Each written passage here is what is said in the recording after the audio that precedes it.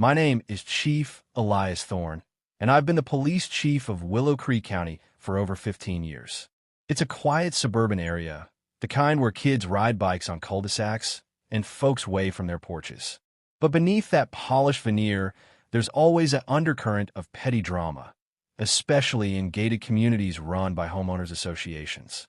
I never thought I'd become the star of one of those HOA horror stories, but life has a funny way of throwing curveballs. This is the tale of how one entitled Karen pushed me too far, and how I turned the tables in the most satisfying way possible. It all started when my wife, Sarah, and I decided to downsize after our kids flew the nest. We sold our sprawling ranch house on the outskirts and moved into a cozy two-story in Oakridge Estates, a pristine neighborhood with manicured lawns, identical mailboxes, and an HOA that ruled with an iron fist. I'd heard the rumors: fines for grass that's a quarter-inch too long, bans on holiday lights after December 31st, but I figured as long as we kept to ourselves, we'd be fine. After all, my job kept me busy, overseeing a department of 50 officers, handling everything from traffic stops to the occasional domestic dispute. Little did I know, our new neighbor, Brenda Hargrove, would make it her mission to turn our dream home into a nightmare.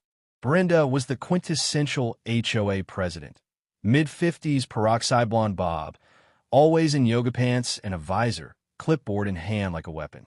She lived next door, in a house that looked like it belonged in a catalog, flawless flower beds, no toys in sight, and a garage so clean you could eat off the floor. From day one, she was on us. Our moving truck arrived a bit late, around 7 p.m., and within minutes, she was at our door with a friendly reminder about noise ordinances after dusk. "We like to keep things civilized here," she said with a saccharine smile that didn't reach her eyes. Sarah and I laughed it off at first. We were unpacking boxes, excited about the fresh start. But Brenda's nitpicking escalated. Our welcome mat was too garish. It was navy blue with a simple home sweet home. Our recycling bin was visible from the street for 5 minutes too long. And heaven forbid we let our golden retriever, Max, bark at a squirrel. Each infraction came with a passive-aggressive note slipped under our door or an email CC'd to the entire board. I try to be diplomatic. After all, I'm used to de-escalating situations at work. I even attended an HOA meeting, introducing myself casually without mentioning my title. "Just Elias Thorne, new resident," I said. Brenda barely glanced my way, too busy lecturing someone about unauthorized bird feeders. Things simmered for months.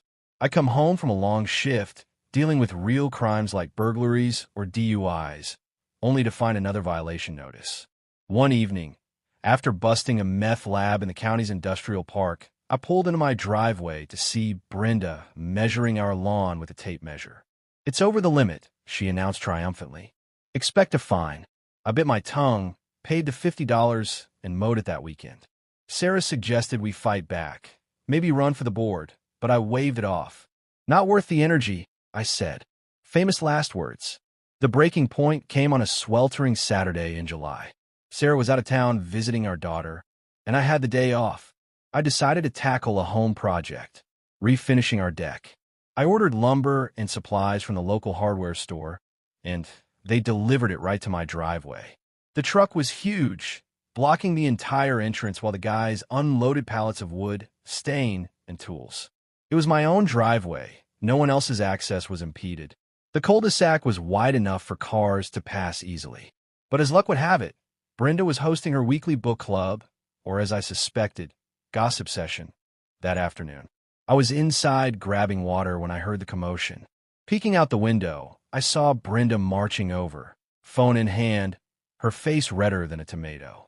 "This is unacceptable," she shrieked at the delivery guys. "You're obstructing the street. Move it now." The workers glanced at each other, confused, but kept unloading. I stepped out to intervene. "Brenda, it's my driveway. They're almost done. Give it 10 minutes. She whirled on me, eyes bulging. "Rules are rules, Mr. Thorne. Section 4.2 of the Covenants. No vehicles shall block access points for extended periods. This is a hazard."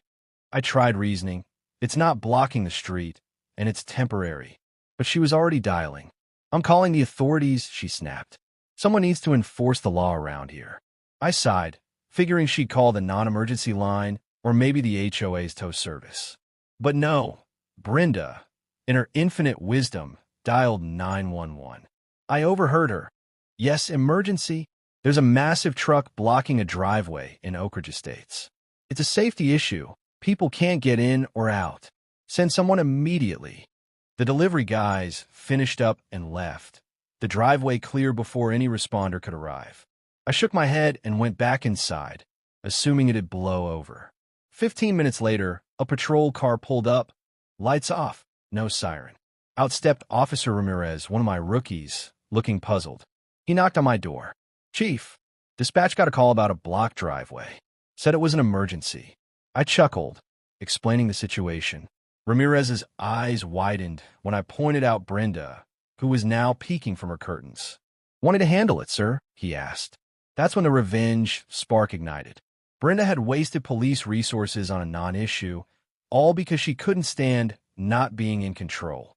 As chief, I oversee the entire county, including Oakridge Estates. I could have let it slide, but after months of her harassment, I decided it was time for a lesson. "No, Ramirez," I said. "I'll take this one personally." I changed in my uniform, crisp blue shirt, badge gleaming, hat tucked under my arm, and walked over to Brenda's house. She answered the door with a smug grin, but it faltered when she saw the uniform. "Officer? About time. The truck's gone now, but that neighbor." "Ma'am," I interrupted, my voice calm but authoritative. "I'm Chief Thorne, Elias Thorne, your neighbor." Her face drained of color. You're the police chief?" she stammered. I nodded. "That's right. And you just called 911 for a non-emergency. That's misuse of emergency services, a misdemeanor in this state. Could lead to fines or even jail time." Her eyes darted around, searching for an escape. But it was a hazard. The HOA rules. HOA rules aren't law, Brenda. And wasting police time? That's serious. My officers have real emergencies to handle. I pulled out my notebook, jotting down notes. "I'll need your full statement. And while I'm here, mind if I take a look around? Make sure everything's up to code." What followed was pure poetic justice. I didn't abuse my power, no illegal searches or anything unethical. But as chief, I have connections. I called in a favor from the county inspector, who happened to be in the area. Turns out, Brenda's pristine house had a few violations of its own. An unpermitted shed in the backyard, overgrown hedges encroaching on the sidewalk, a public safety issue, and her pool fence didn't meet height requirements. The inspector issued citations totaling over $2,000. But I wasn't done. At the next HOA meeting, I showed up in full uniform. The board was stunned silent as I introduced myself properly.